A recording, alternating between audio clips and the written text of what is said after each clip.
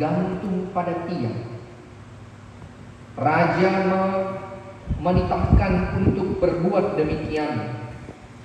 Undang-undang pun dikeluarkan di Susan, dan ke-10 anak Haman digantung.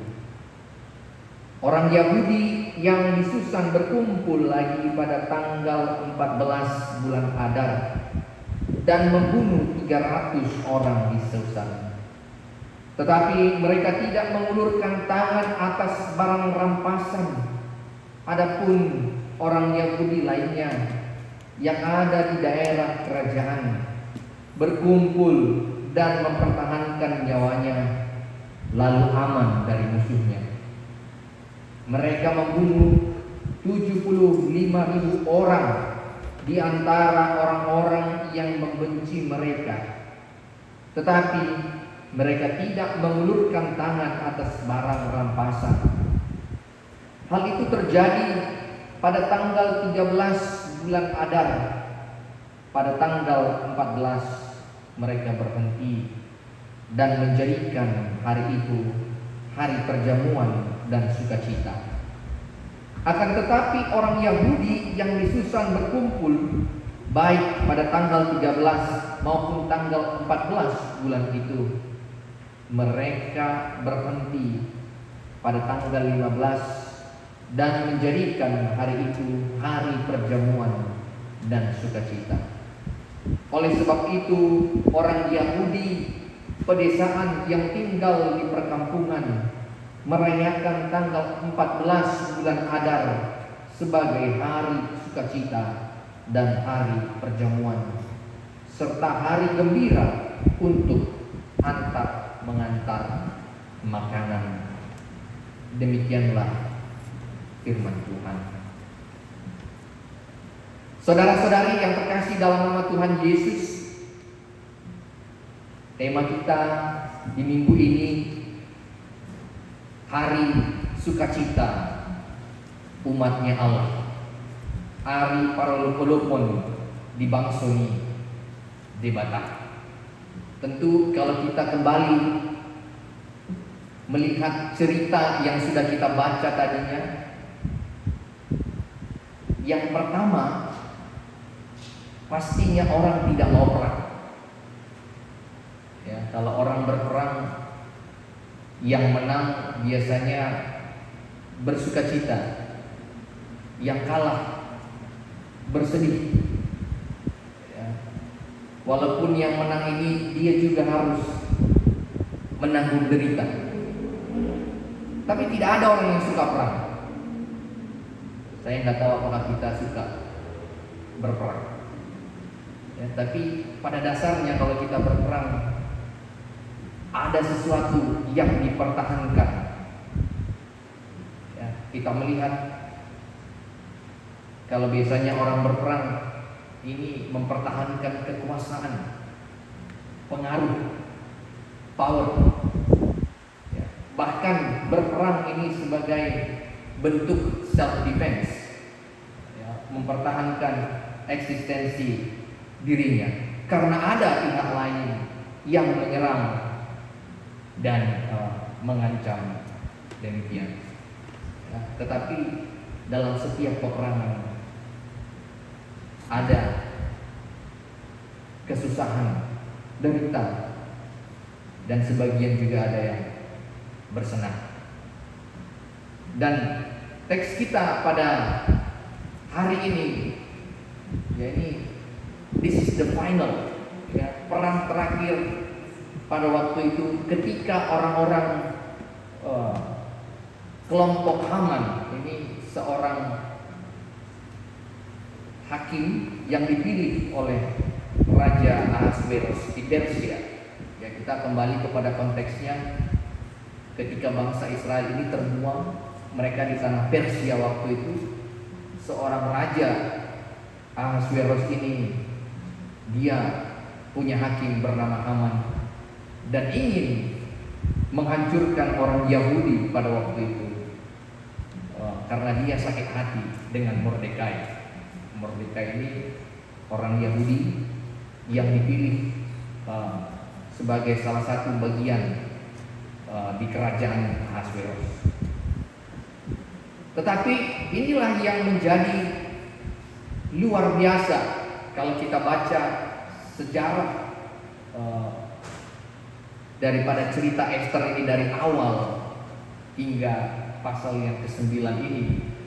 Bagaimana Esther itu seseorang perempuan yang dipilih menjadi ratu Ahasweros, dan dia membela kaumnya, dia membela bangsanya sendiri yang diancam oleh Haman tadi. Dan akhirnya Haman yang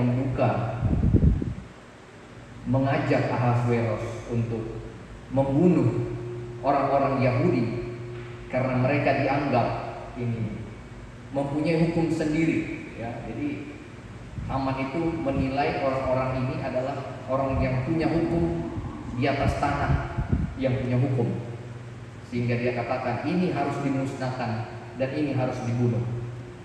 Tetapi Esther pada waktu itu yang menjadi ratu akhirnya memberitahukan bagi mereka bahwasanya dia sendiri juga adalah orang Yahudi, dan ini membuat akhirnya Ahasweros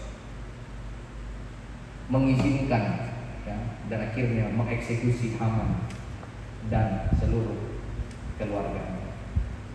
Saudara-saudari,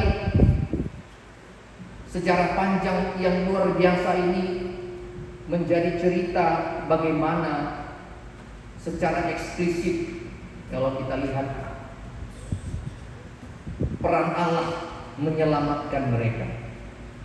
Ya, walaupun kitab Esther ini dikritik tidak pernah bercerita tentang posisi Allah di sana, ya, tetapi bagaimana Allah bekerja menyelamatkan umatnya itu, yaitu ketika Esther dengan sekuat hati dia mengatakan, marilah umatku, berkumpullah kalian, berpuasa, berdoa, maka aku akan membela kalian di depan raja. Kalaupun aku mati, ya, kalaupun aku akan binasa, no problem. Dia sudah siap menghadapi resikonya supaya bangsa itu selamat. Dan inilah yang terus dikerjakan umat yang percaya, orang-orang Yahudi pada waktu itu, sehingga mereka berkumpul di Puri Susan itu tadi. Dia katakan, berkumpullah di sana, berdoa, berpuasa untukku, maka aku akan berperang untuk menyelamatkan mereka. Dan inilah, this is the final story. Walaupun sekarang final World Cup gitu ya, di luar sana lagi perang juga nih, Argentina versus Spain, ya. Ada yang sedih, ada yang senang nantinya. Tapi saya yakin the final story ini cerita yang luar biasa, bagaimana keselamatan itu tadi ditunjukkan bagi umat Tuhan.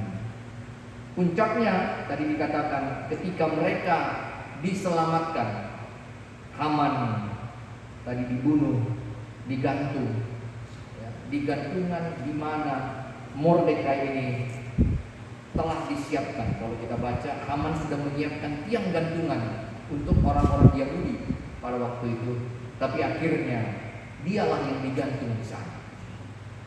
Ya, Mordekai dan Haman dan anak-anaknya akhirnya dikalahkan, dan mereka juga orang-orang Yahudi pada waktu itu mempertahankan dirinya dan mereka selamat.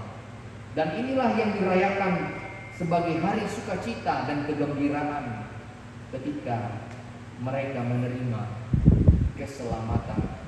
Mereka saling dikatakan di sana gembira untuk mengantar makanan. Dalam perjamuan perayaan itu, di sanalah mereka merayakan dan memperingati bahwasanya ini menjadi hari raya dan menjadi perintah bagi mereka untuk bersukacita. Saudara-saudari yang terkasih dalam nama Tuhan Yesus, ini juga menjadi refleksi bagi kita, menjadi panggilan bagaimana umat Tuhan ini harus bersatu mendengarkan suara Tuhan.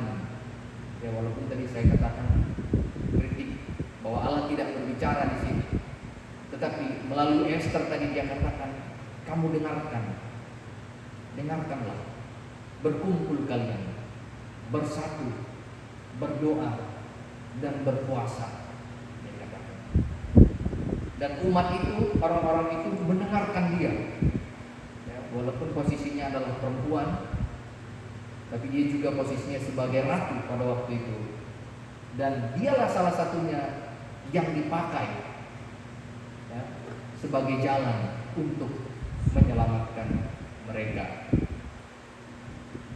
Kita nggak tahu siapa yang dipakai Tuhan ya, menjadi jalan keselamatan bagi orang lain. Tetapi ini misteri yang luar biasa ya, seorang perempuan dari kaum Yahudi pada waktu itu yang terkuat, dan dia terpilih menjadi seorang ratu, dan dia tidak lupa dengan asal usulnya. Dia mau memakai kekuasaan, power yang dia miliki untuk menolong dan menyelamatkan umat kaumnya sendiri. Di sanalah saya kira kita mau merefleksi perjalanan panjang, bagaimana kita mampu untuk bersatu mendengarkan suara Tuhan dalam perjalanan persekutuan kita AKBP ini. Saya kira kalau kita saling mendengar, terlebih mendengar suara Tuhan, berkumpul bersatu, saya kira hari sukacita yang luar biasa. Saya masih ingat juga itu 2 tahun yang lalu betapa sukacitanya kita. Tapi ketika suara yang lain didengar, ya, suara yang lain berbicara, akhirnya tidak satu. Begitu. Ya, ini yang membuat justru jadi perang. Ya. Tetapi panggilan kita kembali lagi, hari sukacitanya umat Allah, di mana hari kita dimenangkan dalam keselamatan kita. Begitu panjang rancangan keselamatan Tuhan yang Tuhan telah sediakan bagi kita, dan di sanalah kita mau merespon terus-menerus mendengarkan suaranya, mendengarkan Dia yang menjadi sumber utama keselamatan kita. Kalau dengar suara dunia, saya kira banyak ya, suara-suara di luar sana, ya, suara-suara yang gampang untuk memecah belah kita. Tetapi suara Allah adalah panggilan ya, agar kita bersatu. Ya, kalau tadi diingatkan di epistel kita itu, aku adalah gembala yang baik, dan domba-dombaku mendengarkan suaraku. Ya. Yesus memberikan perumpamaan yang begitu dekat, bahwasanya ya, seorang gembala yang baik itu, dia mengenal dombanya, dan dombanya mengenal suara. Tercipta hubungan yang baik, dan ketika dombanya itu mendengarkan suara gembalanya, maka dia tahu kemana dia akan melangkah, kemana dia akan berjalan. Jadi kita adalah domba-dombanya Tuhan, umat domba Allah. Kita dalam perjalanan yang mungkin ada kawanan di sana, ya, kawanan di sini, tetapi kalau suara gembalanya satu. Saya kira kita jumpa tadi di padang rumput yang hijau, di oase di mana kita bisa meminum air yang luar biasa menyegarkan jiwa, dan kita bisa berbaring dengan sukacita. Itulah gambaran sukacita keselamatan yang Tuhan janjikan bagi kita. Musuh yang kita hadapi, kita tahu banyak musuh kita juga. Ya, kalau Paulus cerita selalu peperangan rohani, ya, kita melawan hal-hal yang jahat, dan ini terus berlangsung terus menerus. Tetapi jika Allah bersama dengan kita, siapakah lawan kita? Nah, ini juga dikutip Paulus dalam Roma 8. Siapakah lawan kita jika Allah bersama dengan kita? Kelompok yang kecil tadi, ya, mereka mampu diselamatkan, mereka mampu untuk berjalan dan dilepaskan daripada maut, dan mereka menerima keselamatan. Oleh sebab itu, hari ini kita dipanggil bersama-sama untuk bersukacita merayakan sebagaimana umat Allah yang telah diselamatkan. Kita berkumpul, kita berdoa, kita berpuasa, dan memohon pertolongan Tuhan di dalam kehidupan kita. Banyak tantangan yang kita hadapi sehari-hari, ya, tentu kalau dipikir-pikir capek kita mikirin ya. Kalau dipikirin hidup ini terlalu dipikirin juga capek juga ya. Kata orang di jalannya juga, ya kan? Dijalani, kita tahu di sana bahwa Tuhan telah siap sedia menolong kita. Ya. Kita tahu kadang kita capek di gereja, ya, datang gereja juga capek juga nih, jauh-jauh datang dari ujung ke ujung. Ya. Banyak yang kita alami, tetapi kita tahu di sana ketika umat Tuhan berkumpul, di situ ada sukacita. Ya. Sukacita itulah yang senantiasa mau kita bawa bersama-sama, dan kita tahu Tuhan senantiasa melawat umatnya, gerejanya, pribadi lepas pribadi. Biarlah sukacita itu senantiasa di dalam hati kita. Amin. Kita berdoa. Bapa di surga, kami bersyukur karena hari sukacita umat Allah. Engkau yang tanpa kami sadari, di luar pikiran kami, bekerja menolong, menyelamatkan umat-Mu. Sebagaimana dalam kesaksian kitab Ester, seorang perempuan yang Kau pilihkan jalan untuk menolong umat, orang-orang yang percaya, orang-orang yang setia akan hukum. Oleh sebab itu Tuhan, kami memohon agar Engkau senantiasa melawat umat-Mu, mengalahkan setiap musuh yang datang mengakhiri kami, terkhusus musuh secara spiritual, melawan diri kami, melawan ilmu kami. Kami percaya Tuhan menolong kami dari sejarah, agar kiranya kami menyadari perbuatan-Mu yang luar biasa, sebagaimana umat-Mu yang dilepaskan dari kematian bersukacita dan kami senantiasa umat yang Kau panggil mendengarkan suara-Mu,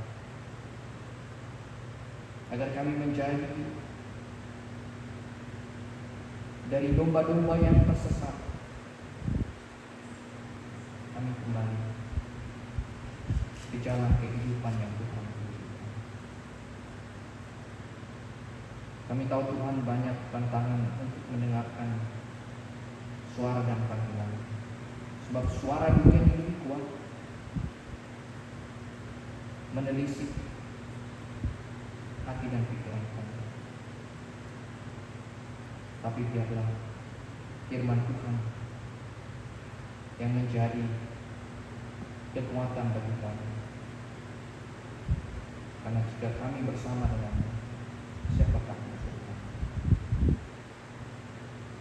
Biarlah sukacita itu senantiasa berkorban di dalam persekutuan kami di gereja-Mu,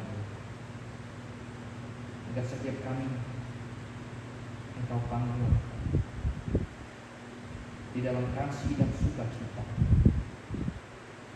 Kami tahu Tuhan banyak tantangan yang kami hadapi dalam kehidupan kami sehari-hari, dalam pekerjaan rumah tangga, dalam setiap studi. Kami tahu biarlah Tuhan yang menolong, dari yang kecil, anak-anak hingga orang tua. Kami bersyukur atas semua itu. Dan setiap doa-doa kami Tuhan yang telah kami lakukan, biarlah Tuhan senantiasa mendengarkan doa dan permohonan kami, sebagaimana Engkau yang senantiasa mengasihi kita. Terima kasih Bapa, kami serahkan perjalanan jemaat Tuhan ke BPD. Kami tidak tahu pasti, tetapi kami yakin Tuhan bersama berjalan dengan kami, agar kiranya setiap orang yang hadir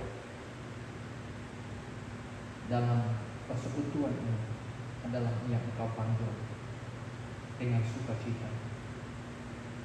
Kami berdoa juga buat setiap pahlawan yang melayani di gereja Tuhan. Biarlah Tuhan berikan hati yang daripada Engkau, dari sukacita untuk melayani. Dan kami semuanya memberi diri dalam persekutuan kami ini, dan setiap talenta yang Tuhan berikan. Kami bersyukur Tuhan buat sukacita setiap pribadi, khususnya buat yang berulang tahun, masih tua kami, Mbak Minang, di minggu ini. Kami bersyukur Tuhan tambahkan usia bagi mereka, agar Kau juga memberikan sukacita bagi mereka di pertambahan usia, dan juga berkat, agar kalau Tuhan yang senantiasa menolong, khususnya masih tua Marun Tuhan, usianya yang ke-65, dan juga akan mengakhiri masa pelayanan. Kami berdoa untuk beliau dalam sukacita, dan juga buat keluarganya Tuhan, anak-anaknya kecil. Kami serahkan semua ke dalam tangan Tuhan, memberkati. Dan buat setiap kami juga Tuhan yang merayakan sukacita atas berkat pernikahan, Tuhan juga yang mempersatukan setiap keluarga dalam sukacita, agar kiranya kami senantiasa bersyukur Tuhan atas semua anugerah yang Tuhan berikan. Terima kasih Bapa. Ini doa kami dalam Kristus Yesus. Amin. Kita bernyanyi sambil mengumpul.